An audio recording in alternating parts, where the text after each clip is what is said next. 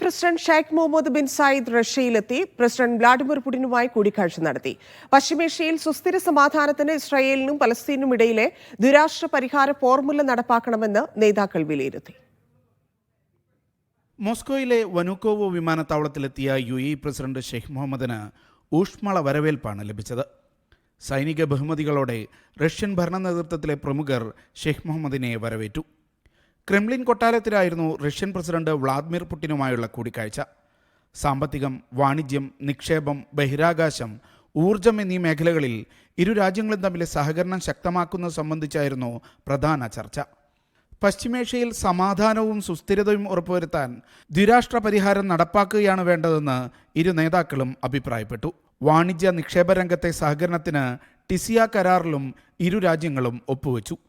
റഷ്യ-യുക്രൈൻ യുദ്ധത്തിൽ തടവിലാക്കപ്പെട്ട 4000 പേരെ മോചിപ്പിക്കുന്നതിന് നടത്തിയ ശ്രമങ്ങൾക്ക് പുടിൻ ഷെയ്ഖ് മുഹമ്മദിന് നന്ദി അറിയിച്ചു. അറബ് രാജ്യങ്ങളും റഷ്യയും തമ്മിലെ ബന്ധം ശക്തമാക്കാൻ ലക്ഷ്യമിട്ട് ഒക്ടോബറിൽ സംഘടിപ്പിക്കുന്ന റഷ്യ-അറബ് ഉച്ചകോടിയും കൂടിക്കാഴ്ചയിൽ ചർച്ചയായി. യുടെ വിവിധ മന്ത്രിമാർ, സുരക്ഷാ കൗൺസിൽ സെക്രട്ടറി ജനറൽ ഉൾപ്പെടെ പ്രമുഖർ പ്രസിഡന്റിനൊപ്പം റഷ്യയിലെത്തിയിട്ടുണ്ട്. Media 1, Dubai.